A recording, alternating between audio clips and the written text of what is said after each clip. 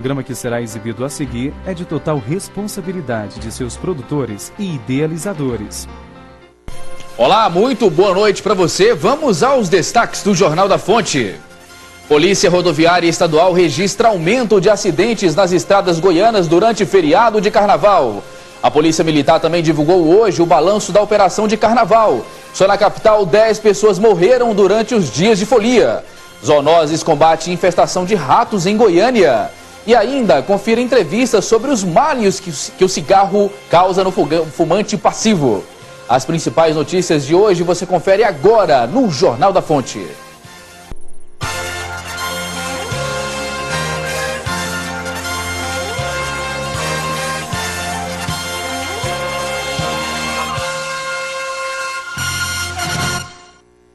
Polícia Rodoviária Estadual registra aumento nos acidentes durante o feriado de Carnaval nas estradas goianas.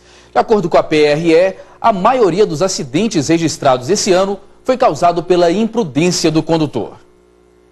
Rodovias em boas condições de tráfego deveria ser sinônimo de segurança no trânsito. Mas, de acordo com o capitão Carlos Matos, da Polícia Rodoviária Estadual, foi justamente a qualidade das GOs que impulsionou o aumento de acidentes e de óbitos durante o Carnaval deste ano. O condutor encontra uma pista duplicada em boas condições e ele acelera até um ponto em que não deveria. Nesse feriado de Carnaval, nós observamos que, em função das boas condições das pistas, condutores empregaram até 200 km em seus veículos. Isso é impossível de acontecer, uma pessoa não deveria correr um risco desnecessário desse e nem expor a vida de terceiros a essa situação. De sexta-feira da semana passada até amanhã desta quarta-feira, as rodovias estaduais registraram 104 acidentes, havendo 66 feridos e 9 mortes. Em 2013 foram 5 os óbitos. Na Operação Carnaval, a PRE ainda registrou 12 flagrantes de condutores embriagados e apreendeu 89 veículos e 119 CNHs, além de ter aplicado mais de 6 mil multas por razões diversas. O excesso de velocidade, notificações aí por má conservação do veículo, falta de cinto de segurança, IPVA atrasado também, existiu essa situação, mas em boa parte disso daí foi justamente a questão do tocante à manutenção do veículo, que foram observados e todos que foram verificados foram notificados e em alguns casos o veículo foi apreendido. Na volta para casa, o motorista que pegou a estrada teve que ter paciência, pois o acesso à capital ficou congestionado e lento.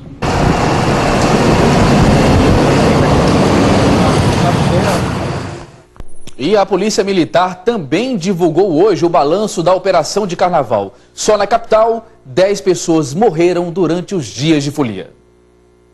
A Polícia Militar considerou que o Carnaval foi tranquilo em todo o estado. Somente na região metropolitana foram registrados 10 homicídios no período do feriado prolongado. Mas, segundo a polícia, os crimes não estão relacionados às folias de Carnaval. Nós tivemos as situações de homicídios verificados no estado, em Goiânia como um todo, mas que não fugiram àquela situação de todos os finais de semana. Segundo a polícia, o único caso de assassinato em regiões de festas carnavalescas aconteceu na última sexta-feira no município de Caiapônia. Para a PM, o carnaval foi mais violento nas estradas que cortam o estado. Algo que nos chamou a atenção foi a quantidade de acidentes de trânsito com vítima fatal nas rodovias do estado. Ano passado foram 5 ocorrências com vítima fatal e nesse ano 10. E bombeiros comemoram o resultado das operações de Carnaval. A atuação do grupo reduziu o número de ocorrências. Na manhã desta quarta-feira, o Corpo de Bombeiros do Estado de Goiás divulgou os números da Operação Carnaval. Ao todo, foram registradas 1.270 ocorrências, 10 a menos que no mesmo período do ano passado. No que se refere a óbitos, também houve diminuição, saindo de 38 em 2013 para 28 no Carnaval deste ano. Nós tivemos uma diminuição de 16%. Com o coronel, a redução nos índices de acidentes no Carnaval deste ano se deve ao trabalho preventivo que foi realizado, comportando, além dos 47 quartéis operacionais fixos, com outras 42 unidades extras. quem está conduzindo o veículo é o responsável por todos os integrantes e pelo trânsito no todo. Então, essa campanha educativa, ela surtiu efeito e é isso que o Corpo de Bombeiros espera. Quanto aos afogamentos, que representam a mesma quantidade do carnaval anterior, o Corpo de Bombeiros justifica que aconteceram todos os 5 em locais que não havia cobertura por parte da guarnição. Próximo à cidade de Riverlândia, próximo na Fazenda Canadá, próximo a Santa Fé, outro em Campo Norte, no norte do estado, no Rio Itapira e também dentro de Goiânia, no lago, aqui na região metropolitana. Então, 5 locais onde o bombeiro não estava fazendo a prevenção. E agora nós vamos à redação com a repórter Cristiane Rodrigues. Boa noite, Cris. Boa noite, Segismar. Boa noite para você que está em casa. Eu chego com as notícias policiais desta tarde. 3 menores suspeitos por tráfico de droga foram apreendidos hoje em Goianira durante uma abordagem da Polícia Militar. O trio tem várias passagens por furtos e roubos. E com eles foram encontrados hoje 200 pedras de crack. Eles foram encaminhados para o 20º DP. E uma adolescente de 13 anos caiu da escada de uma casa depois que um homem de 25 anos caiu sobre ela, na Vila Jardim São Judas Tadeu. O Corpo de Bombeiros informou que a menina foi socorrida inconsciente e com fraturas na perna e no braço. A garota foi encaminhada ao Hugo. Com você, Segismar. A Receita Federal liberou o programa do Imposto de Renda 2014 para fazer a declaração e o Receita Net, programa usado para enviar o documento à Receita. Para falar mais sobre isso e para dar dicas sobre como declarar o imposto de renda, eu converso agora com o professor Edgar Madruga, especialista em imposto de renda. Professor, boa noite, seja bem-vindo ao Jornal da Fonte. Obrigado. É uma honra e muito feliz de estar aqui com vocês. Que bom. Quem deve realmente declarar aí o imposto de renda, professor? Olha, eu estava até brincando, né, que os números são meio detalhados, então eu trouxe minha cola aqui. Rendimentos tributáveis no ano de 2013 acima de R$25 mil, para ser mais exato, R$25.661. Quem teve rendimentos isentos superiores a R$40 mil, atividade rural, quem da área da atividade rural com rendimentos acima de 128 mil ou que tenham patrimônios superiores a 300 mil reais. Esses são os contribuintes obrigados a fazer essa declaração. Agora, existe uma forma em que o leão já faz já pega o dinheiro na fonte e existe também as outras formas de se fazer a declaração. Qual que é a diferença do imposto que é retido na fonte para as outras demais formas? Tradicionalmente, quem recebe salário, há uma retenção do seu imposto de renda já pelo empregador, né? Então, na verdade, você faz um ajuste no final, agora, nesse período, do imposto que, na verdade, já está recolhido à Receita Federal pelos empregadores. Então, tradicionalmente isso. Agora, existem outras atividades, por exemplo, que não tem vamos dizer, esse recolhimento na fonte. Como outras atividades, por exemplo, profissionais liberais. Então, ele vai fazer o pagamento do seu tributo agora no final do ano. Relativo ao ano passado, agora, né, até o dia 30 de abril. Professor, o empregador ele tem obrigação de emitir aquele certificado contendo os rendimentos anuais do seu empregado? Sim, inclusive hoje é o último dia para eles fazerem essa declaração, mandar essa declaração para a Receita Federal. Existe aí um software, né, o Receita Net. Como que funciona para poder fazer o acesso a esse software? Eu faço sempre uma analogia, né? Quem é que lida com papel? Vamos falar a verdade. Alguém tem alguma paixão por usar máquina de datilografia? Acredito que todos que estejam assistindo agora praticamente devem ter, talvez, assim como um modelo de lá guardado. Na verdade, usamos hoje os nossos computadores e nada mais é que um software, né, que facilita você cumprir com essa obrigação com o fisco. No passado, você fazia naquelas formulários que você tinha que entregar. Agora você vai usar esse software para fazer pela internet. E aí agora ele está na sua nova versão, inclusive, desse ano, disponível para smartphones. O senhor acredita que o público, de uma maneira geral, deve procurar um contador para fazer esse trabalho, até mesmo para evitar de cair na malha fina? Ou o procedimento é fácil, qualquer pessoa pode fazer, inclusive através do software? Eu entendo que existem dois pontos de vista. Se você tem algum domínio, não é impossível, óbvio, você fazê-lo de forma individualizada. Agora, quanto mais fontes, vamos fazer uma analogia. Você tem uma única fonte de renda e você tem algum domínio dos procedimentos, acho que é possível sim, tecnicamente, você o fazer. Eu pessoalmente faço o meu, inclusive. Agora, daí a você recomendar, a você sozinho fazer em todas as situações, eu não recomendaria. Eu acho interessante a busca de um profissional qualificado, porque muitas vezes você pode estar deixando de fazer descontos que são devidos, você pode estar fazendo informações erradas que vão lhe jogar numa malha fina e que vai ser talvez um prejuízo muito maior do que você buscar um profissional competente da área para fazer isso por você. Professor, quais as consequências para as pessoas que não declararem o imposto de renda dentro do prazo estabelecido? O prazo vence, né? Começa a primeira... o programa já está disponível, você já pode fazer o download. No site da Receita, né? Exatamente. A entrega começa dia 6 de março e vai até o dia 30 de abril. Quem não entregar até o dia 30 de abril essa declaração, ele está sujeito a uma multa de 1% do valor do imposto ou R$ 165,74, que é o valor mínimo, né? Então, no valor mínimo, R$ 165. Para finalizar, professor, as pessoas elas podem fazer a restituição do imposto de renda em que situações?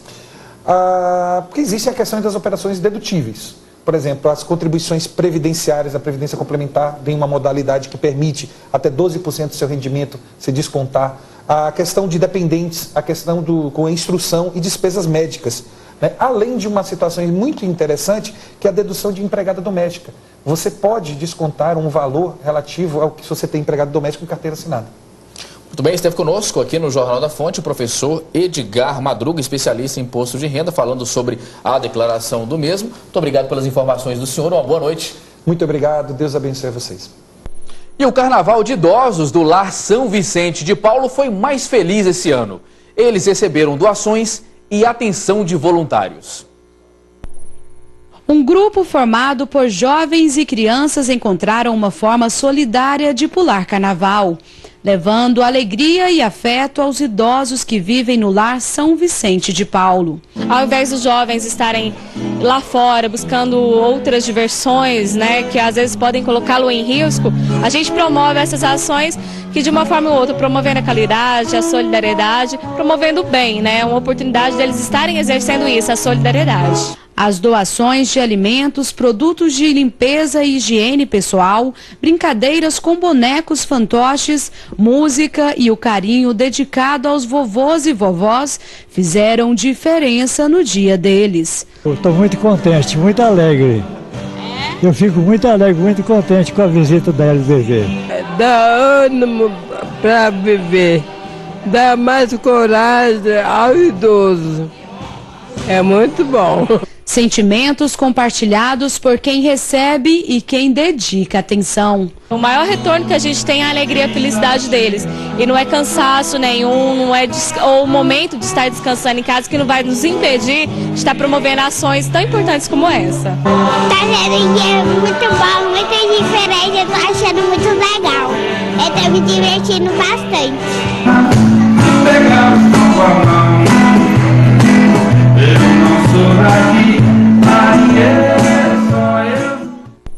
Muito bacana a ação desses voluntários, né? E a seguir, Centro de Zoonoses combate infestação de ratos em Goiânia. Continue aqui na Fonte, nós voltamos já.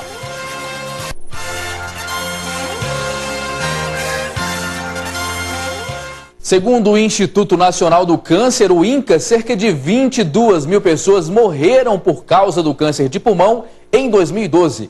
Grande parte dos casos estão relacionados ao fumo. Estudos apontam que os fumantes passivos, que são aqueles que respiram a fumaça de quem traga o cigarro, são os mais propensos a desenvolver o problema.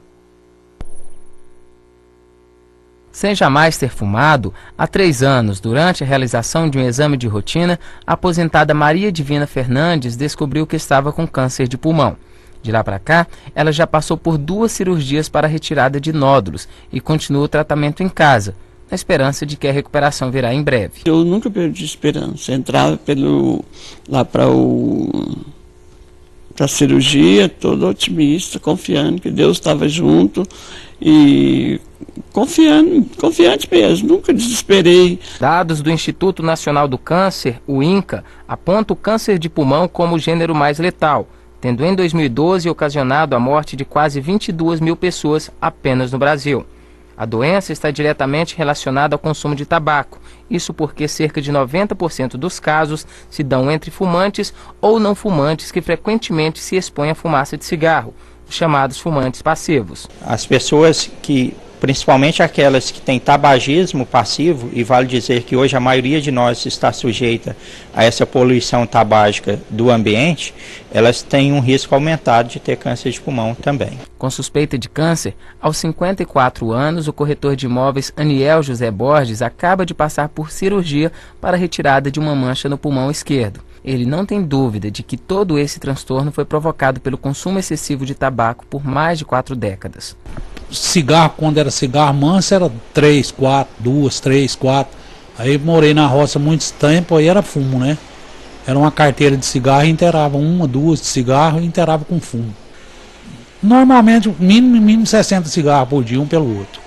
Há 3 meses, depois de ter descoberto a mancha no pulmão, seu Aniel parou de fumar. Ele garante que, se fosse possível voltar no tempo, o cigarro estaria excluído de sua vida. E consegue que não fuma não, porque mata. Entendeu? Mata mesmo. No mesmo quarto está internado o seu Antônio Oliveira Santos, de 61 anos. Há 2 anos ele deixou de fumar porque descobriu um câncer de língua e outro de esôfago. Mas há poucos meses ele também ficou sabendo que os mais de 30 anos consumindo tabaco também resultou em um câncer de pulmão. Tudo isso é só cigarro, não é outra coisa. Eu considerei agora, de 2010 para cá. Então, eu acuso o cigarro.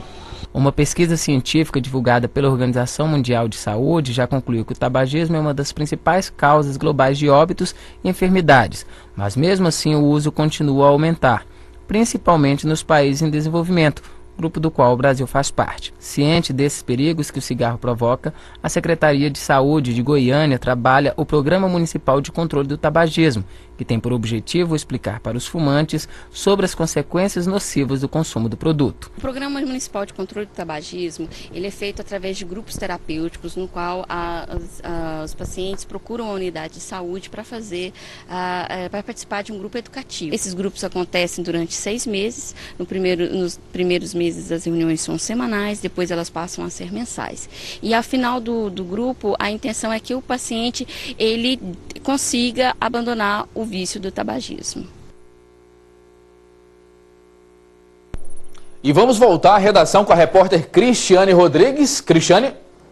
Segismar, eu volto agora com um alerta aos estudantes. É que os pedidos para isenção da taxa de inscrição ao processo seletivo da UEG 2014/2 podem ser feitos até amanhã.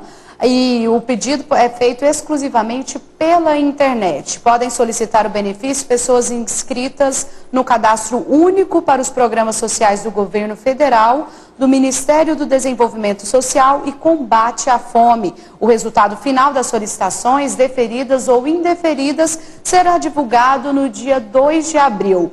A isenção, o objetivo da isenção no processo é ampliar a participação de estudantes de baixa renda nos cursos de graduação da UEG. A Universidade Federal de Goiás volta às aulas dia 6 de março, ou seja, amanhã. Com você, Segismar. Nos últimos anos, tivemos um aumento considerável no número de pessoas com sobrepeso, não só no Brasil, como no mundo inteiro. Alguns fatores que contribuíram para esse aumento se dá, por exemplo, a ausência de controle individual na ingestão alimentar, falta de autocontrole do indivíduo na hora de realizar suas refeições, escolhas por alimentos de rápido preparo, como os fast food, além de uma determinação biológica para o ganho de peso. E também a genética. Eu falo agora com a mestre em psicologia, a doutora Letícia Guedes. Doutora, boa noite, é um prazer recebê-la aqui no Jornal da Fonte. Boa noite, Segismar, obrigada pelo convite.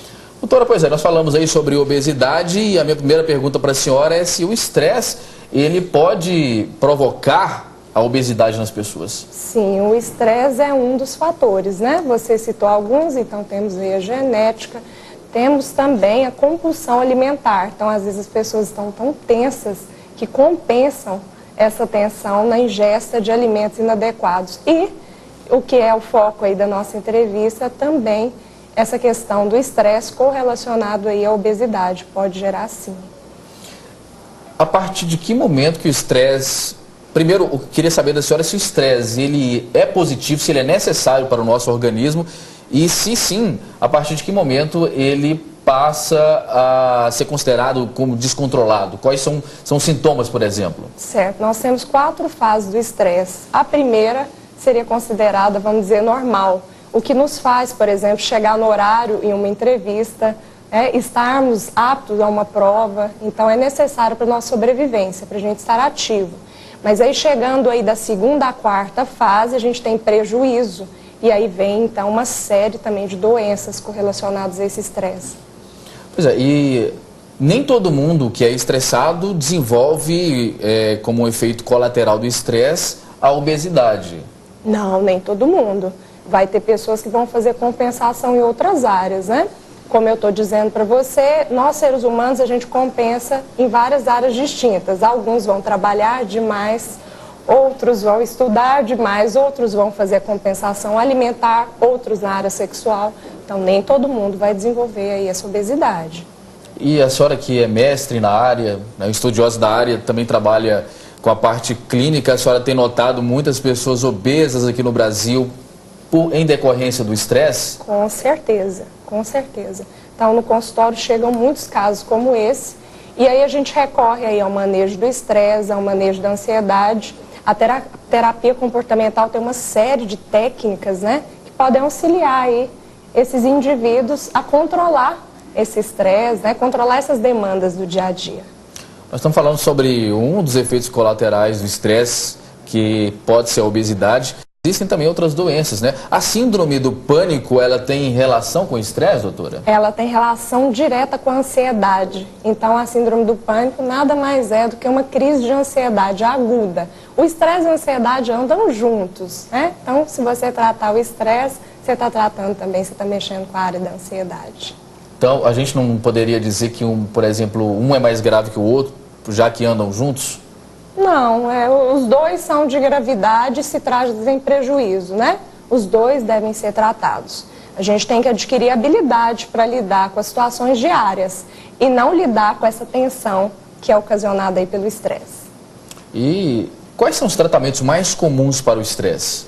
Como eu estava te dizendo, então nós temos técnicas de manejo do estresse e manejo da ansiedade. Então tem uma série aí de procedimentos que podem ser aplicados aí clinicamente nessas pessoas para que elas se relaxem, né, se acalmem e saibam controlar as demandas da maneira mais assertiva. A psicoterapia, ela pode ser a única forma de tratamento para algumas pessoas, ou tem algumas pessoas que é só através do tratamento medicamentoso? Não, com certeza absoluta, a psicoterapia vem contribuir muito para essas demandas que o indivíduo traz, né? Além disso, a mudança da rotina auxilia. Essa pessoa se enquadrar em atividades de lazer seria bastante interessante também, mas a psicoterapia é o mais adequado. O tratamento medicamentoso é só em casos extremos. Hoje a gente está utilizando tantas medicações psiquiátricas, às vezes sem tanta necessidade. Tem outros recursos. Pode causar dependência química, exatamente, né, doutora? Nós conversamos com a mestre em psicologia, Letícia Guedes, falando da relação entre estresse e obesidade. Doutora, muito obrigado pelas informações, uma boa noite para a senhora. Obrigada, boa noite. E o Jornal da Fonte vai ficando por aqui, nós voltamos amanhã. Na sequência, você fica com o programa Na Marca do Pênalti. Hoje tem rodada decisiva, tem jogo do Vila Nova e Anapolina. A todos uma excelente noite e até amanhã.